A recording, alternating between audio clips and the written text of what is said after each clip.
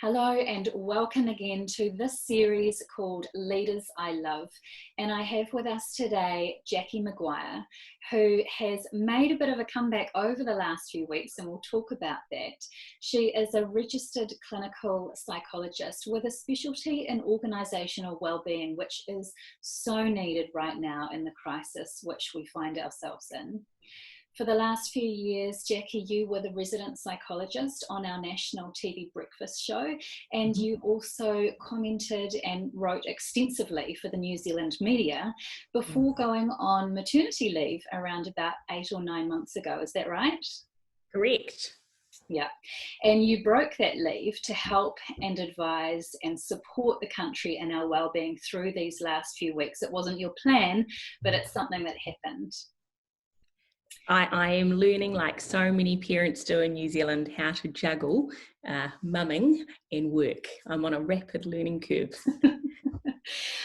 Look, I really appreciate, and speaking on behalf of, I'm sure, tens of thousands, millions of New Zealanders who have been exposed to and watching your commentary and advice through the media these last few weeks. We are so grateful because, it is needed, and there is so much advice out there, sometimes too much, and it can be overwhelming. But what I've really appreciated about yours is that it is clear, it is concise, and it's really practical. So we'll talk a little bit about some of the advice that you've been sharing over the next wee while together. But just first, thank you so much for what you have been doing and for being here with me today. Yeah, pleasure to, and it's so humbling to hear that feedback. So thank you. You're so welcome.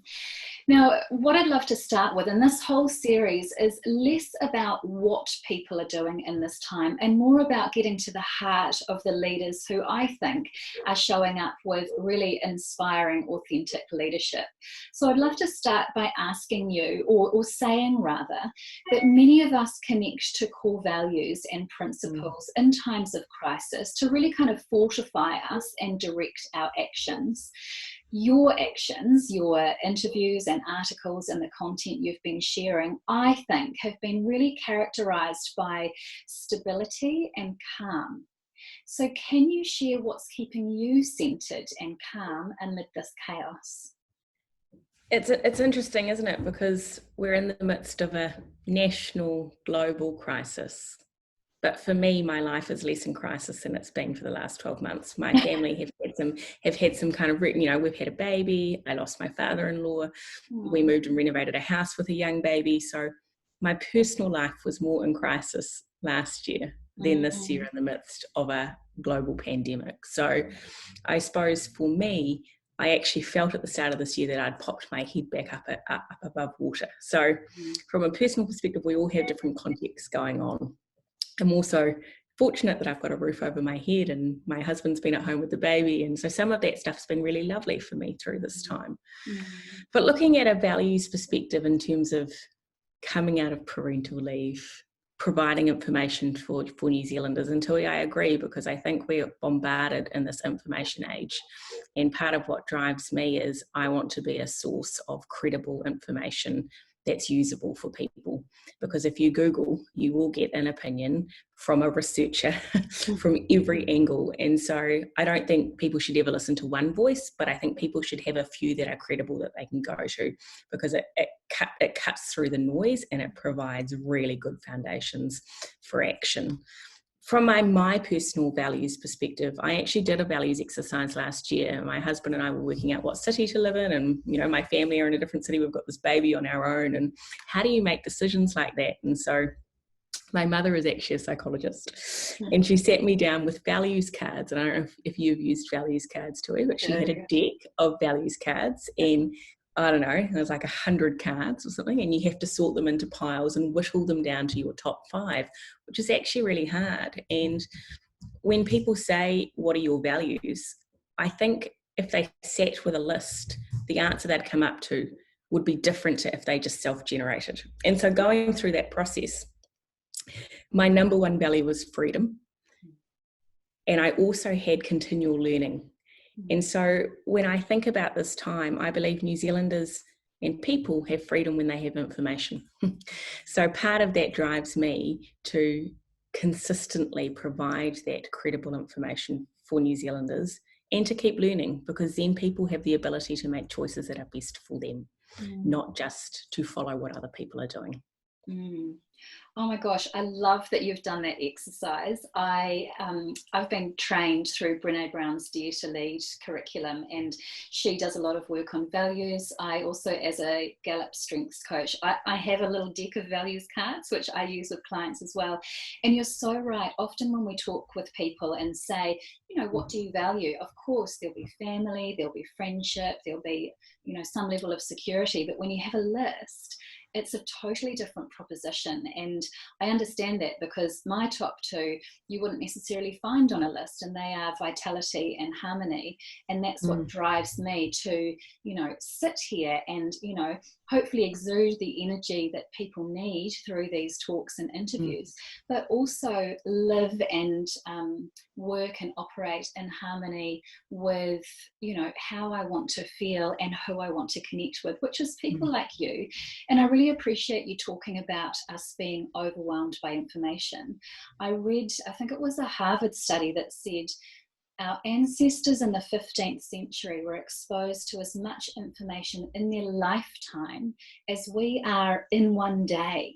I know, it's nuts, isn't it? It's so nuts. And so for us to hear from people like you, and especially when you give us particular models or frameworks, acronyms that we can really remember easily in our mind, I think that really helps. And I loved your particular acronym of CARE, C-A-R-E, which you put out there through COVID for children, or for parents with children. So as a mother, I have a 7 and an 8-year-old daughter. As a mother, I really appreciated that. But I think it's also really relevant for us adults, because we all have a deep sensitivity, and in times of uncertainty and fear, we need to be loved and looked after just as much as any child does. So I'd love it if you could share your CARE framework with us. Sure. And you can take that from a parenting or a self model. So maybe I'll off the cuff do it both and adapt it as we go. And again, this has come from, you can listen to a million experts on parenting through this time, but if you actually look at the research and you disseminate that down, what are the core models? The C is communication. It is really important for our children that we are able to keep transparent and open communication with them at an age-appropriate level. That was really important to me. And I ummed and ahed, do I make the A age-appropriate? And I'm like, no, that's just part of the communication. So that is, you know, knowing, or your children knowing that when they want to raise something with you or talk with you, that you're there and that you will listen without judgment. It's being able to spot that actually if you've got really young children and they're acting up, they might not have the words to tell you that something's going on, but they're feeling it. So if you've got kind of preschoolers, to be able to look out for that. It's things like if you've got teenagers, they might want to be having proper discussions around political and economic impacts of COVID-19 in their world, or how that's going to impact their future. It's really useful to be able to have those conversations with them. But they don't need to hear about your worries. You know, you still need to go and find other adults to have that with. You're still the parent, so you can be open and you can be vulnerable, but you don't want to parentify your kids no matter what age they are. So that's the C. The A was agency, and I have spoken lots in media and in my writing around control the controllable. And that agency came with, there is lots going on in our world at the moment that we have got no influence over. But what we can do as families is set the culture for how we move forward. We can set how we keep our rituals going. We can set how kind we are to people or how much we stay in touch with people. And when we focus on our controllables, our well-being goes up. And if we can focus, for example, on getting positive emotion in our culture and in our families and with our children, that's a really good buffer. The R is role modelling, which is our kids look to us and they look at our actions more than they ever hear our words. You know, we need to set the example, and you could take the same from business. If your leaders are leading in a certain way, that's really important, and the culture will pick that up. So when we look at that role modelling, that is not only from are you following COVID-19 guidelines and role modelling that to your children, but again, can you role model calm? Can you role model self-care? Can you role model emotion regulation? So that actually when your children are looking and seeing how you operate in uncertainty, in unprecedented times, they're starting to, by osmosis, learn really good resilience and wellbeing strategies. The E in that model was everyday normality. That actually what our brain likes is the usual. It likes being able to predict what's coming up because that helps our brain feel safe. So as much as normal, keeping to routines, as much as normal, getting out and exercising like you normally would, staying in contact with people, even if it's not kind of face to face, but being able to keep that connection alive. You know, having meals as a family together at the table, all of those kind of everyday normal that makes COVID-19, pandemics, recessions, etc., a little bit less inside your home, but more out in the world, I think is really useful through this time. So that was the model for parents. And Tui, you said, what does that look like for adults? Well, you can look that back for us. It's really important we communicate with ourselves around how we're feeling. Are you able to track your thoughts and emotions, for example? Because if you can be aware of those, you then can work out what you need, and that's a self-communication. In your relationships, are you keeping transparent communication through this time? Because for couples or adult relationships, this is probably one of the most pressed times you've had, being fused in a house where you kind of can't get space like you normally would. In workplaces, the same. It's really important that we're communicating together. That agency, again, sorry, that's my husband talking in the background. Hopefully you can't pick him up on his work meeting. You know, again, your self-agency, what's important to you? How do you want to feel when you come out of this? Can you put those behaviours in place? So you can kind of look at those from a parenting perspective, from a personal perspective, from a partnership or a work. It's a useful acronym, hopefully, for people. It absolutely is such a useful acronym. As you were describing the E, the everyday normality and the need for routines, it kind of struck me just now that we are now in a fantastic routine, and in our household, we're actually loving life in lockdown. And so the challenge actually is going to be transitioning from our current everyday routines that we've now established so well and are really enjoying back into taking kids back to school and, you know, easing them into activities and things like that. So I think, you know, that's another transition that is upon all of us, and we need to be mindful about how we go about that. So I'll be thinking about that. Thank you. You've put another thought into my head, and it does lead me on to the next question I wanted to ask you, which actually is about that transition from, you know, what we in New Zealand are calling level 3 back into the new normal. And I'm really fascinated by how on a personal level we will each emerge from level 3. And I think this talks to your A in agency.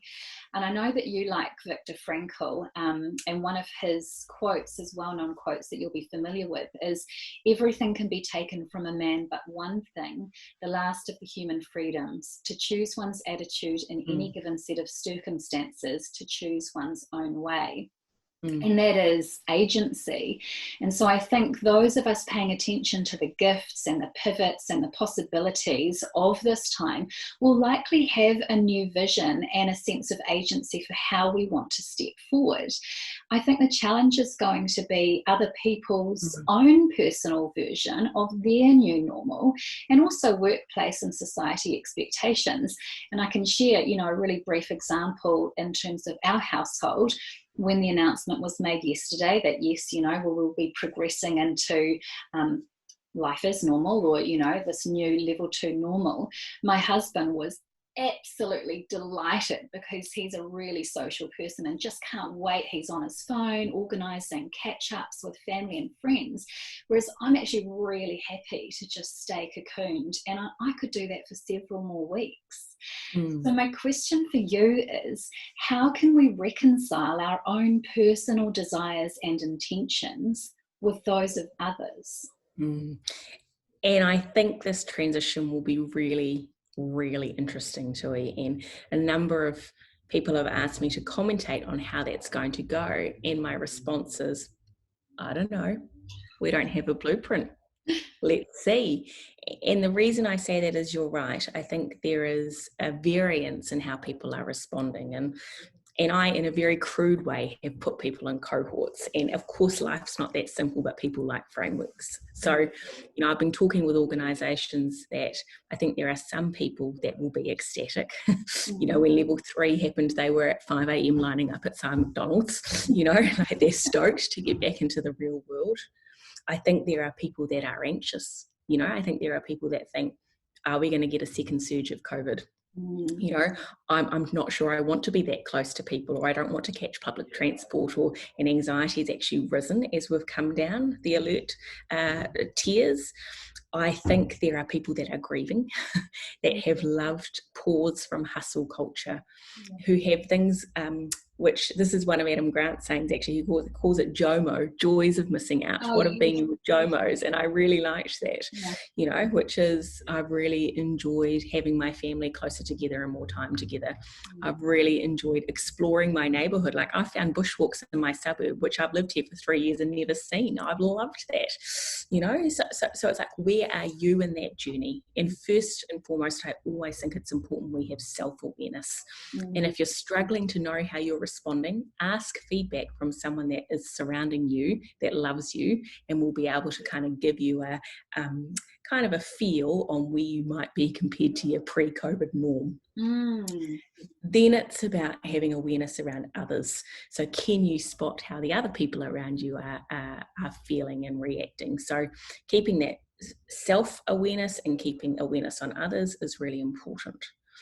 I think too that with all of us in the world, with our post-COVID resolutions, which is what I've been calling them, when we re-enter society, all of our old habits, cues, triggers, barriers to things are there. So how do we take what we've enjoyed about the pause and the quiet, and it's almost going backwards in time. Like, I can imagine this is how my grandmother lived, How do we keep that going forward in our technology overdriven, fast-paced world? And I think that's going to be a challenge for all of us. And what we know about behavior change is it's everyday action. It's following process, not just the goal. So actually, if I want to lead a calmer, quieter life, I can't just look at the end of that and say, that's what I'm aiming for. It has to be every day. How do I purposefully create that? So actually, maybe that's about, I'm going to learn to start saying no more. And that might make me feel hugely anxious saying no to people. But maybe that's my first task, to notice when I feel anxious and to actually start trusting my gut and how I want to respond rather than responding out of habit, for example. So I think it really comes down to everybody going, what do I want my life to look like? But what are the behaviours daily or weekly that are going to get me there? I think lastly, too, around that with groups of people, for example, workplaces, there's going to have to be some really open dialogue around how we move forward in this time. And that requires trust, and not all teams have that.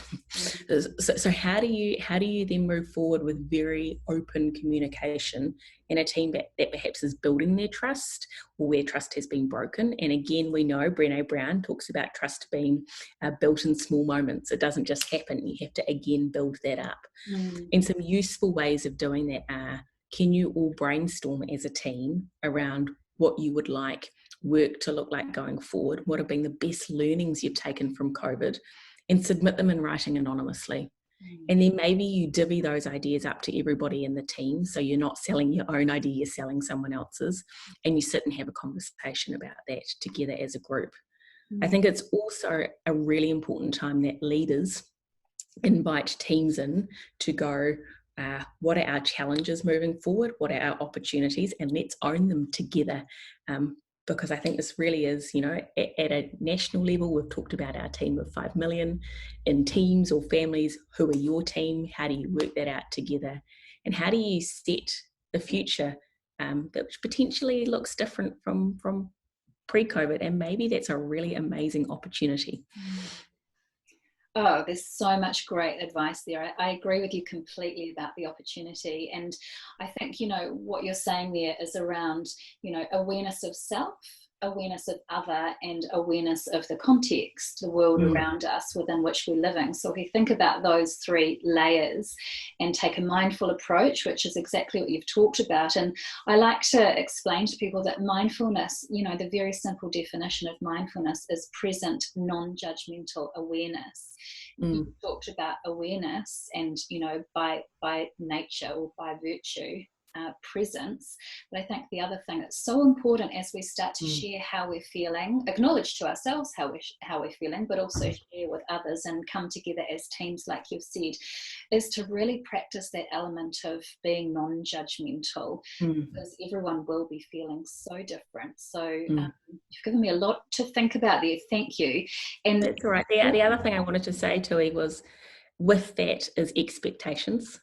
So I think nobody should be expecting that they will hit the ground running and be back to top performance, fully in their skin, gelling with everyone in the team, operating in harmony and fast straight away. Like, that is pretty unlikely, So I think that is also then about setting those expectations for yourself and with others around what you want to achieve, what your priorities are, where you put your focus as everybody adapts. Yes, yeah, absolutely. And just one last thing on possibility, which you talked about just before. I'm loving asking the people that I'm speaking with, because we've been thrown into, such a time of devastation and disruption and change, and so many gifts and possibilities have emerged in this time. I'd love to ask you, just as one final question, what did you never consider before COVID that now seems possible? Lots. I left my role, had a baby, and had zero plans about what I was going to do. Literally zero. I was, as many people in the corporate world know, you often stop and you're exhausted and it takes a long time to recover. What I have found through this time is that my passion is science communication. And I think I have known through experience that I love that. But I don't know whether I really thought I could create a life from that. So starting off my podcast, Mind Brew, which piloted with Adam Grant, who is an amazing contributor to the field of organisational psychology, and how well that has gone in its first week. It sat at number 3 in New Zealand, I think, over the weekend, which was blew my mind. And I'm now going, actually, this is possible. Let's create platforms where we can share geeky psychology in a really helpful way that it's going to help New Zealanders thrive. And I didn't know whether I'd want to go back and work with organisations again. I wasn't sure whether that sat with my values, whether I wanted to do that, how I would do that. And I have been working with a small group of clients over COVID, and I've loved it. And I've done it in a way that fits with me, short, sharp, impactful sessions. And again, that's possibility, that maybe I can do both. I can mum, I can work, I can write, I can talk, and I can create a life that involves all of those without slipping back into a corporate trap of being burnt out or overwhelmed. And so that is really exciting for me. And that is freedom, and that's one of your values. And so my number one. Absolutely. What you're doing is seeing the possibility as it aligns with your values, which just feels, so in integrity. And that's where I find my harmony, when I'm stepping into talking with people, doing the work that I do that's in integrity with, what I love. And it just struck me just then, as you were describing what you're doing and what you love, that you might just be the nano girl of business science communication for adults in this country and beyond, because she's done a fantastic job as well, and so have you. Your podcast was fantastic. I listened to it, so I'd highly recommend, if you've enjoyed this chat with Jacqui, that you go and check out her podcast Mind Brew, which is on iTunes. And next coming is Angela Duckworth on Grit. Oh, fantastic. Wow. So I'll let you know that's the next lined up guest. That is brilliant. So that is possibility. That is the freedom that you are seeing. And hopefully all who have watched this have a sense of vitality and possibility and the freedom that is available to all of us. I would like to thank you so much for helping me bring this to people, and for, giving up some of your time while your little baby sleeps today. Yeah, pleasure, Joy. Thanks so much for having me. You're welcome. Ciao.